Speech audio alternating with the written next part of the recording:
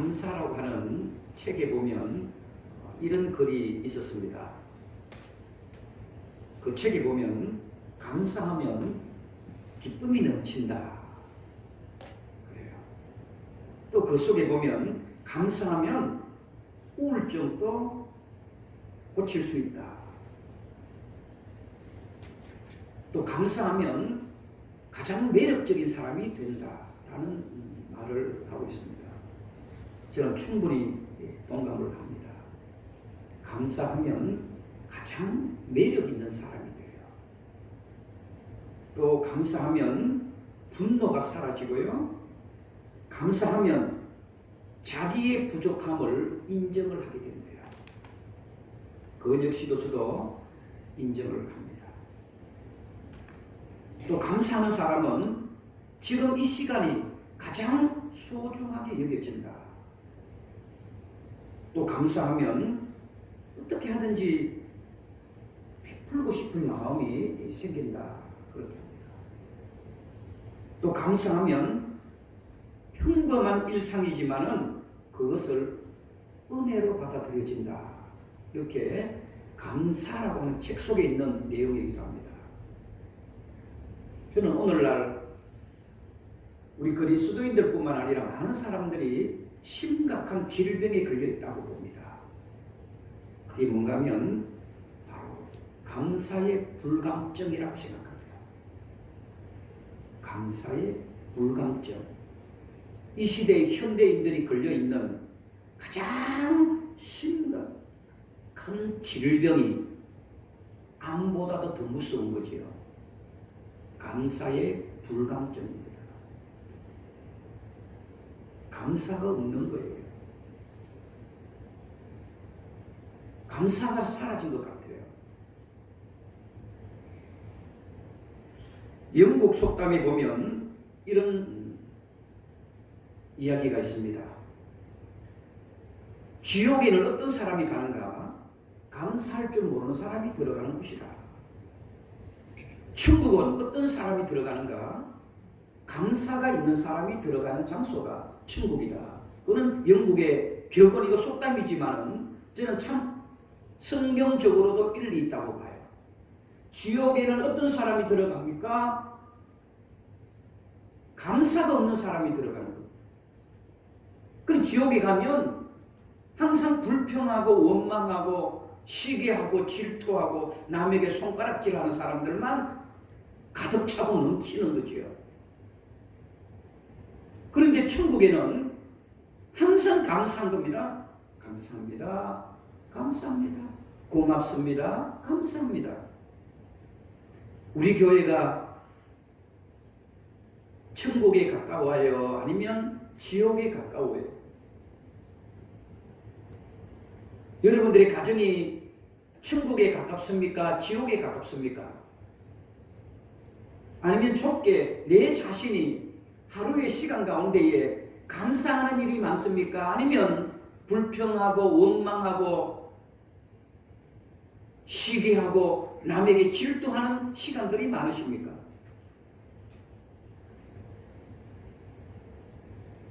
저는 감사절은 아닙니다 불구하고 왜 이 감사 이야기를 하는가? 오늘 여러분들이 너무 잘 아시는 다윗을 통해서 보려고 합니다. 오늘 본문도 여러분 너무 잘 아시는 내용이기도 합니다. 다윗은 항상 감사하는 사람이었습니다. 하나님이 쓰시는 사람은 어떤 사람인가? 바로 감사하는 사람입니다. 사도행전 13장 22절에 보시면 다윗이 어떤 사람인가 잘 기록하고 있습니다. 구약의 다윗이지만은 사도행전에 보면 다윗은 어떤 사람인가? 다윗을 왕으로 세우시고 경건하여 이르시되 이새의 아들 다윗을 만나니 하나님 마음에 맞는 사람이라. 내 뜻을 다 이룰 사람이라. 하나님 마음에 딱 맞는 사람이라 그랬습니다. 그리고 하나님의 모든 뜻을 이룰 사람이 다윗이라고 그랬습니다. 왜요? 다윗이 도덕적으로나 윤리적으로 깨끗해서 그런 것 아닙니다. 여러분 잘 아시는 것처럼 다윗이 실수한 것도 많았습니다. 하나님 앞에 부끄러운 행동을 한 것도 많았습니다. 그럼에도 불구하고 사도행전에서는 이 다윗을 하나님 마음에 딱 맞는 사람이고 하나님의 뜻을 다 이룰 사람이라고 왜 그렇게 말씀하고 계실까요? 저는 우리 교회도 이 시간 저와 여러분들도 다윗에게 이렇게 하나님께서 복을 주신 것처럼 크게는 우리 교회도 하나님 보실 때 딱 맞는 교회고 우리 선한 목자 교회가 하나님의 뜻을 다 이루어 드릴 수 있는 그런 교회 되어지기를 주님 이름으로 축복합니다. 여러분 개인 자신도 마찬가지입니다. 다윗처럼 하나님 마음에 딱 맞는 사람 되십시오.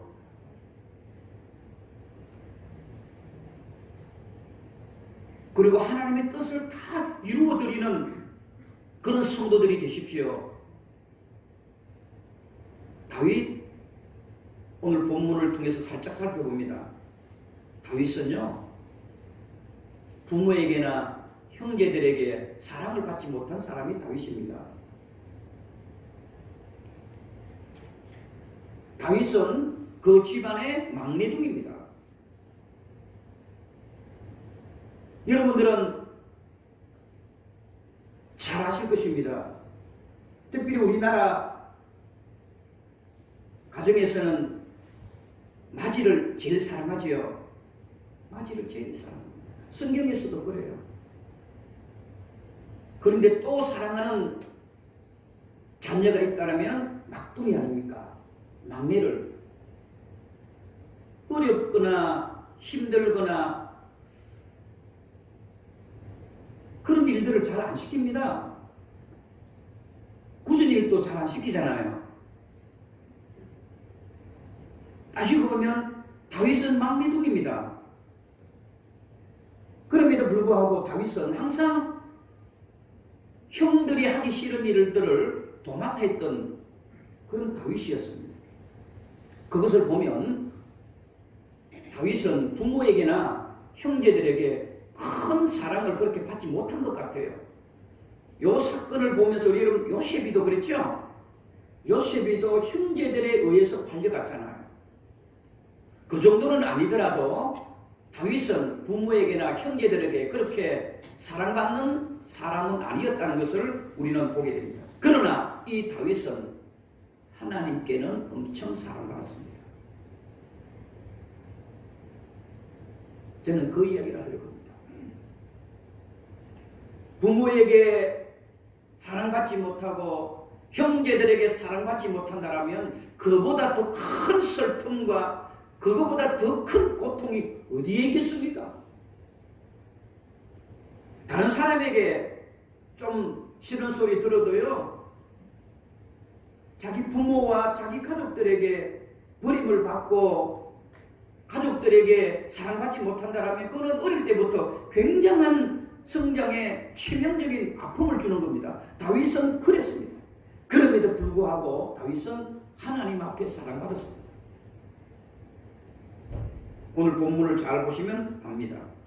이 당시의 왕은 사울 왕이었잖아요. 하나님이 사울을 버리기로 작정합니다. 하나님이 세운 이 사울을 왜 버리십니까? 수 없는 이유가 있지만은 초심을 버려서 그렇습니다. 초심을 버려서. 그리고 그는 교만했습니다.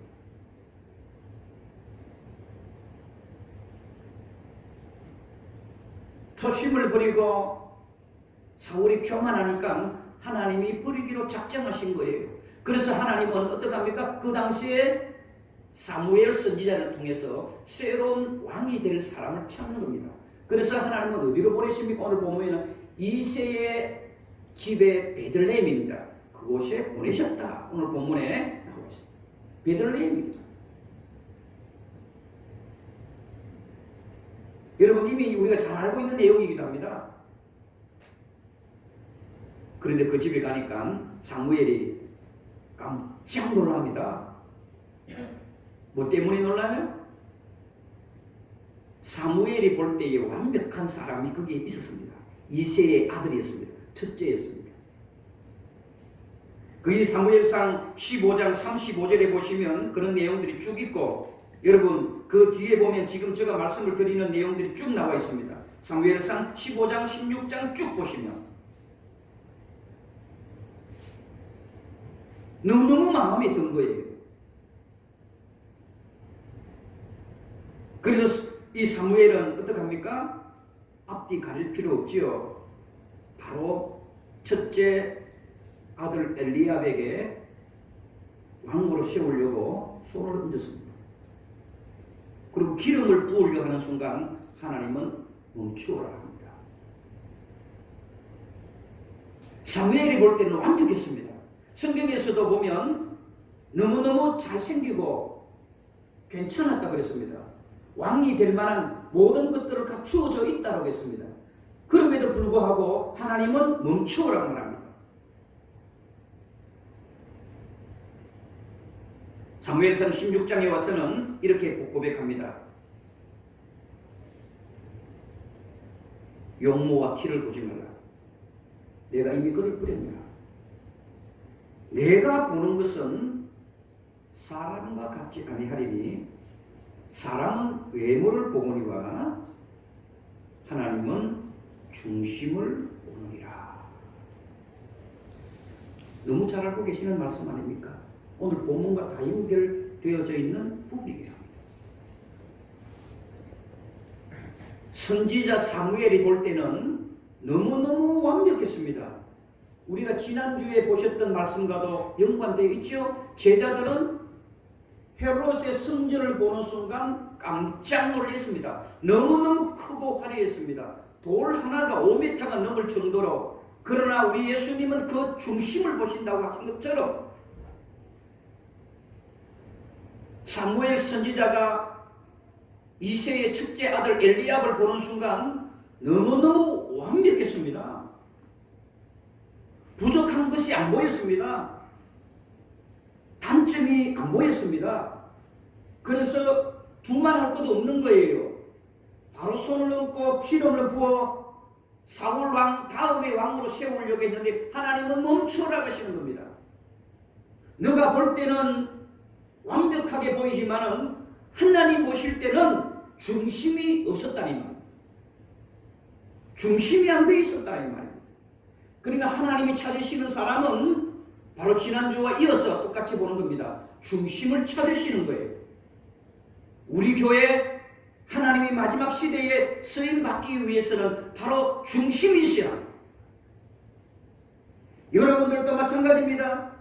형제들에게 버림받고 부모에게 사랑받지 못한다 할지라도 하나님의 사랑을 받으려면 중심이 있는 자가 되어야 됩니다. 우리 목회자도 마찬가지입니다. 아무리 많이 배우고 아무리 유학을 하고 아무리 여러분 똑똑해도 중심에 하나님이 기뻐하지 않는 것이 없으면 하나님은 사용하지 않습니다. 사용하지 않습니다. 훌륭한 목사님들, 존경받는 목사님들, 큰 교회를 이끌어 가시는 목사님들 보세요. 그분들이 그렇게 많이 배워서 그런 게 아닙니다. 잘나서 그런 것도 아닙니다. 중심에 하나님이 기뻐하는 것들이 있을 때에 하나님은 쓰시는 것이지요.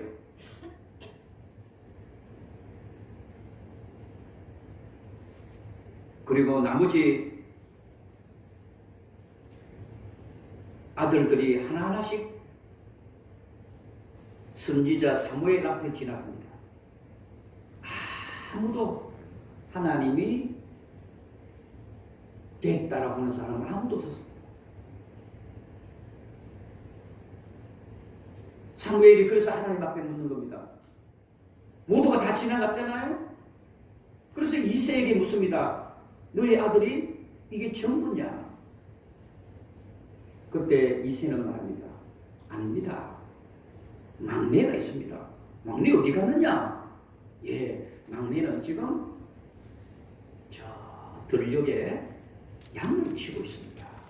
그 말은 부모도 그렇고 형제들도 그렇고 다윗은 왕의 자격이 없다라고 생각했지요.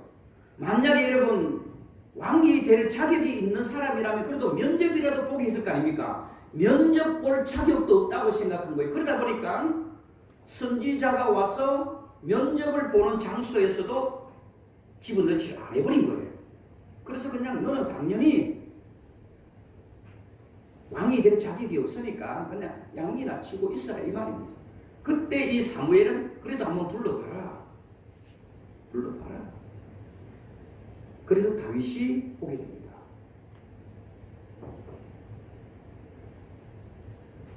시편 27편에 보시면요, 다윗은 이렇게 고백합니다. 시편 27편에 보면 내 부모는 나를 버렸으나 여호와는 나를 영접하시리다. 다윗이 이런 고백이에요.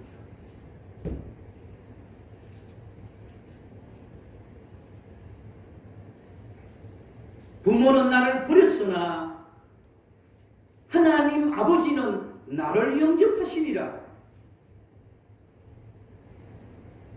때로는 부모에게 또 형제들에게 별 볼 일 없는 존재로 버림받는 사랑받지 못하는 존재라 할지라도 하나님 아버지는 나를 사랑하여 주신다니라.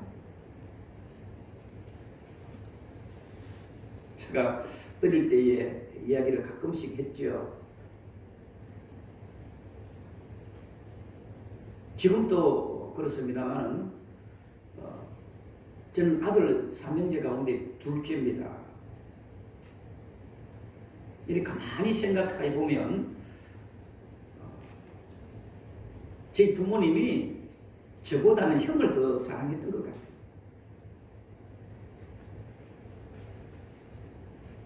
아마 이 설교를 우리 부모님은 지금 듣고 계셔요. 지금 뭐 맞는 말을 합니다.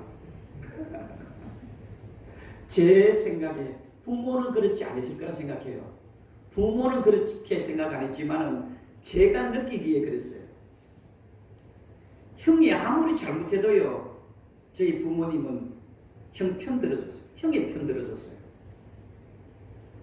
동생은 동생이라고 편 들어주시고 저는 중간에 끼어 있었어요. 제 생각입니다. 무엇을 사더라도 제 것을 이렇게 사본 적이 없어요. 항상 입고 난 다음에 그 다음 차례가 내였고, 양말 신는 것도 항상 구멍 안 뚫린 것은 형님이 깨웠고,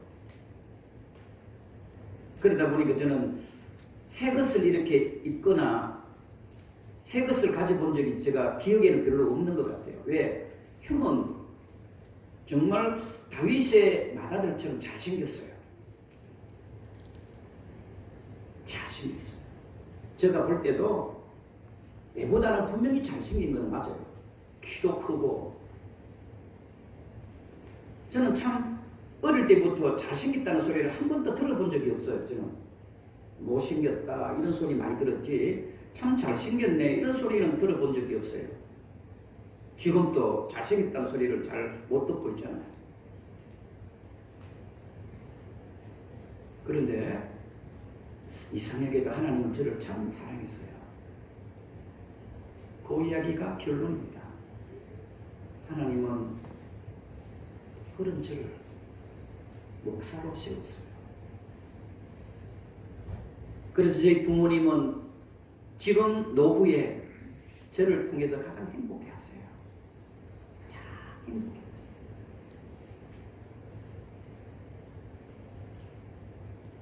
부모에게 사랑받지 못하고 형제에게 사랑받지 못해도 하나님 앞에 사랑받으면 쓰임받는 겁니다. 저와 여러분 혹 우리 인생의 삶 속에서 그런 적이 없으십니까? 비록 부모나 형제가 아니더라 할지라도 사람들에게 사랑받지 못하더라도 하나님 앞에 사랑받는 그런 저와 여러분이 되어질 때에 하나님은 반드시 귀하게 아름답게 쓰임받게 되는 줄로 믿습니다. 바로 다윗은 그런 사람이었습니다. 다윗은 또 어떤 사람인가 하면 오늘 본문을 통해서 살짝 봅니다. 바로 누구보다도 하나님을 찬양하는 사람이었습니다. 찬양하는 사람이었습니다.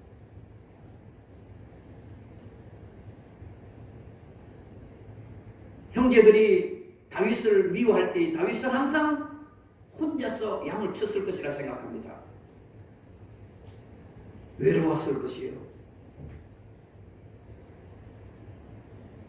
굉장히 슬펐을 것이에요. 그럴 때 다윗은 어떻게 했을까요? 하나님을 찬양하면서 위로를 받았던 겁니다.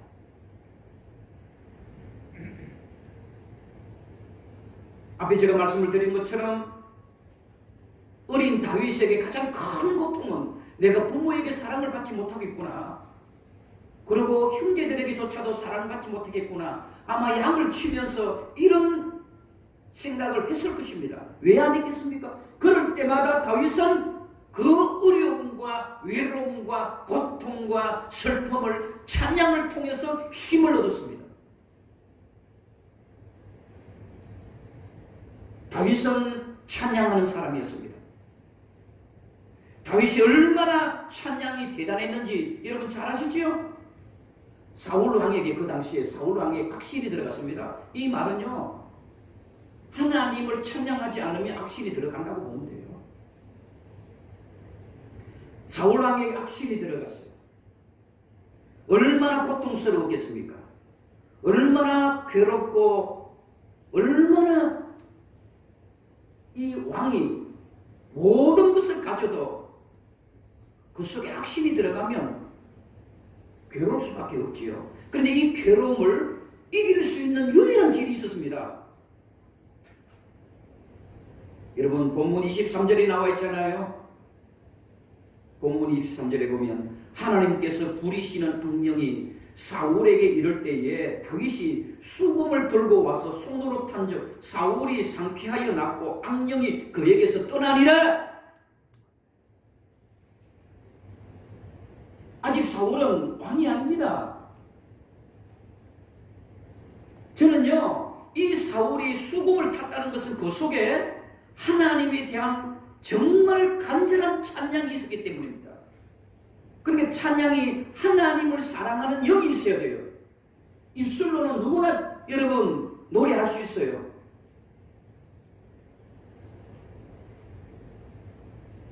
사울이 이런 악령이 들었을 때 다윗이 수금을 들었을 때는요, 여러분 그냥 기술로 했을 것이 아닙니다. 그냥 듣기 좋은 찬양이 아닐 거라 생각해요. 하나님을 얼마나 간절하게 찬양하는 것이 있었으면 여러분 악령이 물러가잖아요. 그 악령은 누가 부리는 거라 그랬어요? 하나님이 부리는 영인데 여러분 찬양을 하니까 악령이 떠나갔다는 말입니다. 그 말은 다윗의 찬양은 하나님 마음에 들었던 거예요.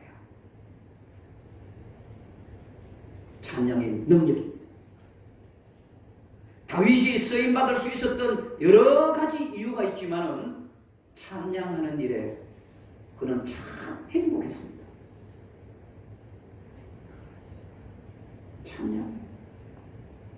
찬양만 잘해도 하나님 앞에 쓰임받고요. 찬양만 잘해도 하나님 앞에 복받고요. 찬양만 잘해도 인생의 닫힌 문이 열려지는 역사가 일어나는 줄로 믿습니다. 찬양을 사모하세요. 다윗이 얼마나 찬양을 사모했는지 여러분 역대상 25장에 보면 잘 나와 있습니다. 다윗이 왕이 되었을 때 성가대원들만 1000명에서 4000명이었습니다. 성가대원들만 승가대원들만 여러분 1000명에서 4000명, 역대상 여러분 25장 해보세요. 그리고 관련악 악기를 다루는 사람만 약 300명이었습니다. 얼마나 웅장했습니까? 웅장함을 자라내는 게 아닙니다. 다윗은 그만큼 하나님 찬양하는 일을 너무너무 좋아했고 행복했고 기뻐했습니다. 그런 다윗을 사도행전 13장에 보시니까 내 마음에 딱 들었다 했잖아요. 내 마음에 딱 든 거예요. 그리고 내 뜻을 다 너를 통해서 이루어 주리라. 찬양입니다. 우리 찬양하는 우리 많은 분들 계십니다. 찬양을 소홀히 하지 마세요. 찬양을 귀찮다? 찬양이 힘들다? 아닙니다. 그 찬양을 통해서 여러분들의 인생이 변화되어지고 여러분들의 닫힌 문이 열려지고 찬양을 통해서 여리고성이 무너지고 찬양을 통해서 요단강이 갈라지고 찬양을 통해서 여러분 인생의 모든 문제들 역시도 해결되어지는 은혜가 있는 줄로 믿습니다. 여러분 세계 백화점의 왕 펜이라는 사람이 있습니다. 세계적인 백화점의 왕입니다. 펜입니다. 목사님의 아들입니다. 목사님의 아들. 세계적인 부자였고 세계적인 백화점의 왕이었지만 슬픈 일이 생겼습니다. 거기 뭔가 첫째 아들이 아내가 죽습니다. 첫 번째 아내가 죽어요. 얼마나 슬프겠어요. 또 하나님께서 둘째 아내를 주시는데 또 둘째 아내도 사망을 합니다. 우울증이 걸리죠. 모든 것을 포기해버립니다. 그리고 미국의 대경제공황이 일어났습니다. 그러다 보니까 백화점 문을 닫아야 합니다. 약물이 아니면 잠을 못 자는 그런 신세가 되었습니다. 병원에서 놀라운 기적을 경험합니다. 병원에서 모든 인생을 포기하고 이제는 죽을 날만 기다리고 있는 이 페니에게 병원에서 들릴 듯 말 듯한 찬송 가사가 들리는 겁니다. 이 페니는 그 찬송 소리에 발걸음을 글로 옮기기 시작합니다. 갑니다. 한 발자국 한 발자국 가니까 바로 382장 찬송이었습니다. 너 근심 걱정 말아라. 주 너를 지키리라. 주 날개 밑에 거하라. 주 너를 지키리라. 아무 때나 어디서나 약물을 먹지 아니하면 잠을 못 자고 이제는 죽을 날만 기다리고 있는 이 페리에게 그 찬송이 들려주는 순간 기적이 일어났습니다. 한번 같이 불러볼까요?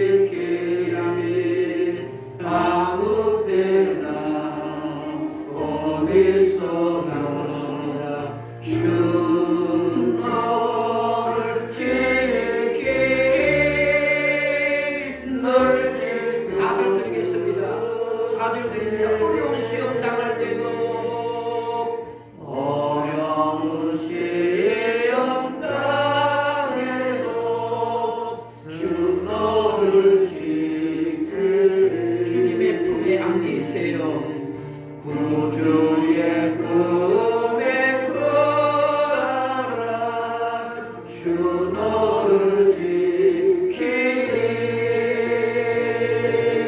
주 너를 지키리 아무 때나 어디서나 주 너를 지키리 널 지켜주시리.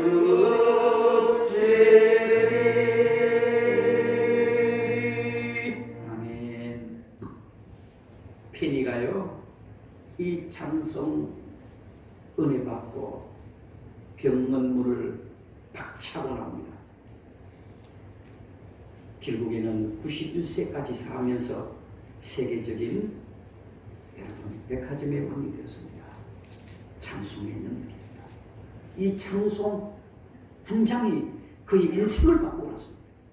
약물로 죽을 수밖에 없고 이제는 죽음을 기다렸던 그 한 사람이 병원에서 들려지는 주 너를 지키리라 이 찬송의 기적을 만들어내는 겁니다. 이것은 찬송의 능력입니다. 사랑하는 우리 선한 목자교회 성도 여러분, 찬송 부르기를 소홀히 하지 마세요. 찬송 부를 때 여러분 절대로 근성으로 하지 마세요. 정말 다윗은 찬송을 부를 때에 여러분 악신이 떠나는 놀라운 능력을 경험했던 것처럼 우리 선한 목자교회 모든 성도님들의 찬양과 이 찬송이 정말 여러분들의 모든 악한 것들을 다 물리치는 그런 놀라운 살아있는 찬양이 되어지기를 다시 한번 축복합니다. 말씀을 맺으려고 합니다. 다윗은 어떤 사람이었는가? 이미 잘 아십니다. 다윗은 오직이었습니다. 다윗은 오직 하나님의 무기를 가진 사람입니다. 다윗은요 하나님의 무기를 가진 사람입니다. 세상의 무기 아닙니다. 여러분 잘 아시는 바로 사무엘상 17장에 보시면 잘 나오는 거 아닙니까? 우리 다음 장에 보는 바로 골리앗과의 전쟁입니다. 골리앗은 여러분 사무엘상 17장에 보시면 그의 키는 2m 70이라고 그랬어요. 키 이야기 나오면 저는 별로 기분이 안 좋아요. 어떤 것도 다. 키 이야기 나오면. 특별히 2m 70이라고 하니까 더 기분 상하잖아요. 골리앗의 키가 2m 70이었습니다. 그리고요, 이 골리앗이 입고 있는 갑옷의 무게가요, 약 57kg, 60kg입니다. 한 사람의 몸무게입니다. 얼마나 여러분 상상을 해보세요? 키 2m 70에다가 그가 입고 있는 옷이 약 60kg가 되었습니다.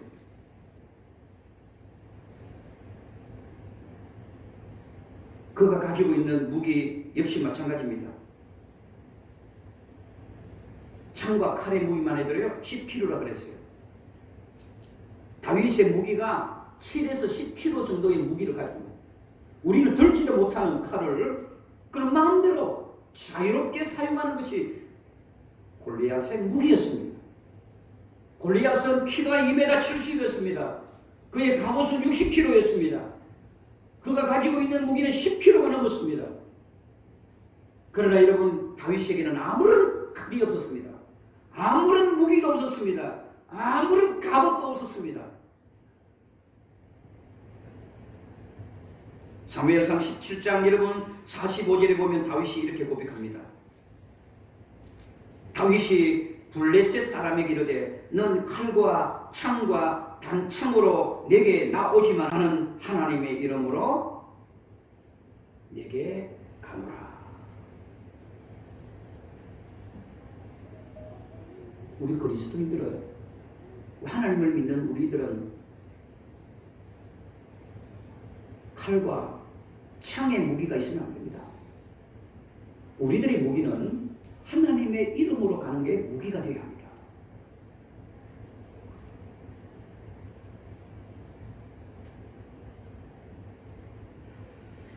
사무엘상 사무엘상 17장에 보시면 더 정확하게 나옵니다. 사무엘상 17장 48절에서 50절에 보시면 여러분 또 눈으로 다 보고 계실 것이라 생각합니다. 그 끝에 보면 다윗의 손에는 무엇이 없었더라? 칼이 없었더라. 자기 손에는 칼이 없었더라. 우리는 칼이 없어도 됩니다. 우리에게는 갑옷이 없어도 됩니다. 우리에게는 심장이 적어도 괜찮습니다. 우리에게 하나님만 계시면 됩니다. 아멘.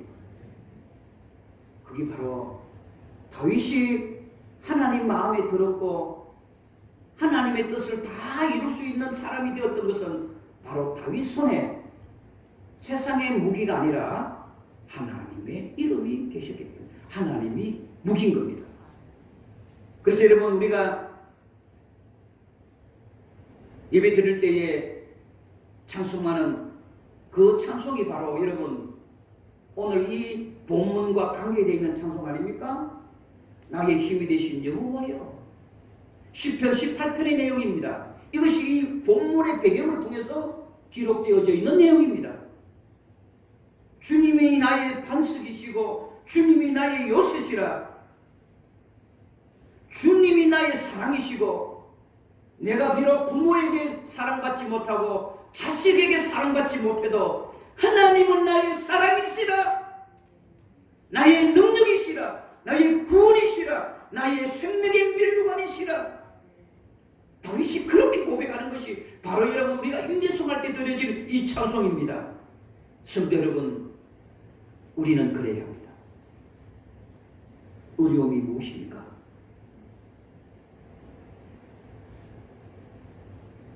하나님 앞에 사랑받으면 됩니다. 그리고요, 괜찮습니다. 찬양의 무기도 있잖아요. 찬양하세요. 매일 유튜브를 통해서 트로트나 들으려고 하지 말고 그 트로트는 뭐예요? 저는 개인적으로 봅니다. 사울도 악기를 탔어요, 여러분. 사울도 했을 것입니다. 그게 트로트라고 봅니다. 트로트가 나쁘다는 말이 아니에요. 왜 트로트가 나빠요? 절대 그런 것들을 통해서 우리 악령을 물리치지 못합니다. 마음의 위로가 되지 못합니다. 오히려요, 우리의 감정을 몰입시켰어요. 하나님께 더 가까이 하는 게 아니라 더 멀리 합니다. 분명히 맞습니다.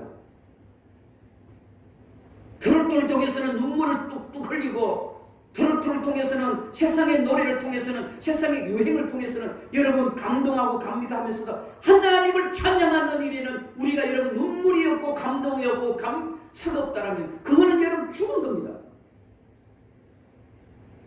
핸드폰 여러분들이 벨 소리에 무엇이 있어요?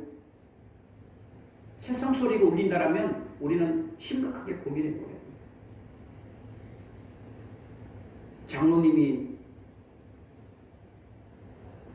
되어서 목사가 전화를 하는데 그 핸드폰 벨이 저 푸른 초와 노래 만약에 이런 노래가 나와보세요. 저 장로님이 도대체 뭐야 안 보겠어요? 누구라 할 것 없어요 지금. 여러분 우리 삶 속에 하나님을 찬양하는 노래가 있어야지. 세상의 것들이 있으니까 여러분 위로받지 못하고 이 사울처럼 악령이 들어서 악령의 부림을 받는 겁니다. 여러분들이 인생에 문제가 있었습니까? 무엇이 문제입니까? 무엇이 닫혀 있었습니까?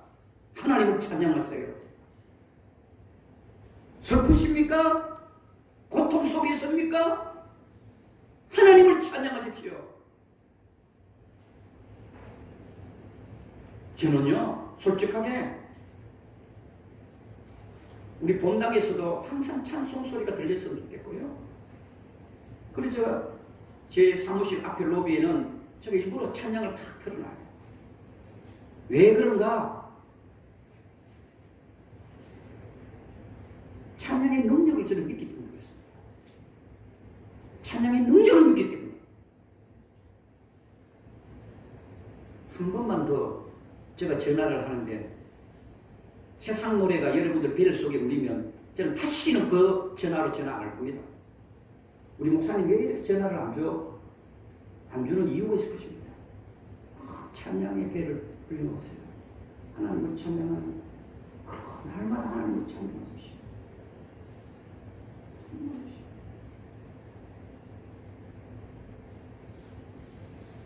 그리고 세상의 무기 내려놓으세요.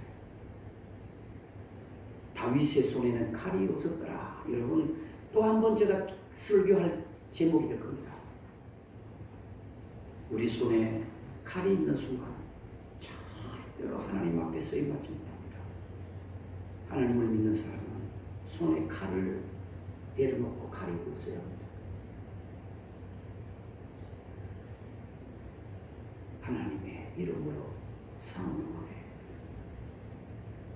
저는 왜 이 본문을 하나님이 여러분 아시니까 다윗이 하나님의 이름으로 나아간다 했잖아요. 이거는요 진짜 여러분 배짱 좋은 믿음입니다.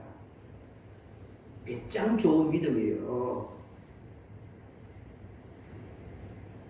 하나님의 이름으로 나아간다는 말은 정말 다윗이 배짱이 좋았던 사람입니다. 왜? 하나님의 이름으로 나갔는데 만약에 골리앗에 져버리면 누가 책임져요? 다윗은 절대 책임지지 않습니다. 하나님의 이름으로 했으니 누가 책임지는 거예요? 하나님이 책임지는 거예요. 그 정도의 믿음의 배짱을 가지십시오. 그게 믿음입니다. 하나님의 이름으로 나아가노라. 하나님이 알아서 하십시오. 하나님이 지면 하나님이 창피당하고 지면은 하나님이 쪽팔림을 당하니까 하나님이 지게 만들까요? 하나님이 스스로가 생각하더라도 안 되지. 그건 이게 그래서 이기는 겁니다.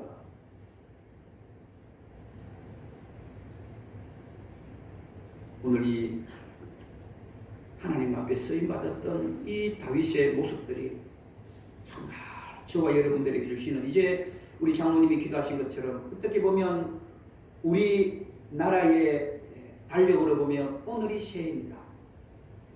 새롭게 정말 이런 믿음을 가지고 한 해를 시작하시고 삶을 살아가심으로 반드시 쓰임받고 하나님 마음에 딱 들어맞는 그리고 하나님의 아름다운 역사를 다 이루어드리는 우리 교회 가정 여러분이 되시기를 주의 이름으로 축복합니다. 아멘.